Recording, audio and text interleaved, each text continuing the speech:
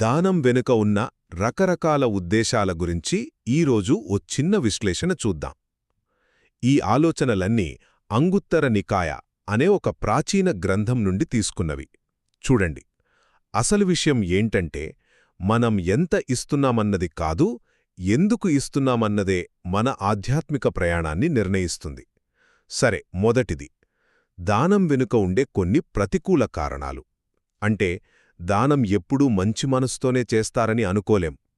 కొన్నిసార్లు కోపంతో, ద్వేషంతో, భయంతో లేదా కొన్నిసార్లు ఏమీ తెలియని మూర్ఖత్వంతో కూడా దానం చేస్తారట. ఇక రెండవది, కాస్త స్వార్థంతో కూడుకున్న ఉద్దేశాలు. ఉదాహరణకి, కొందరు ఇది మా కుటుంబ సంప్రదాయం అని దానం చేస్తారు. మరికొందరేమో చనిపోయాక స్వర్గానికి వెళ్లాలనే ఆశతో ఇస్తారు.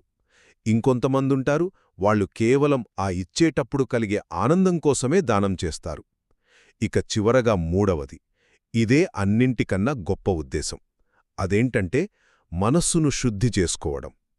ఇక్కడ దానమనేది మనల్ని మనం ఉన్నతంగా తీర్చిదిద్దుకోవడానికి ఒక సాధనంలా పనిచేస్తోంది. ఇది మనలోని పేరాస, పిసినారితనం లాంటి వాటిని పోగొట్టి వదులుకోవడమంటే ఏంటో నేర్పిస్తుంది. అంటే నాకేమొస్తుంది అని కాకుండా కేవలం మనస్సును పరిపక్వం చేసుకోవడమే అసలు లక్ష్యం. సో గుర్తుంచుకోవాల్సిందేంటంటే దానం అసలు విలువ మనం ఏమిస్తున్నాం అన్నదానిలో లేదు, ఎందుకు ఇస్తున్నాం అన్నదానిలోనే ఉంది.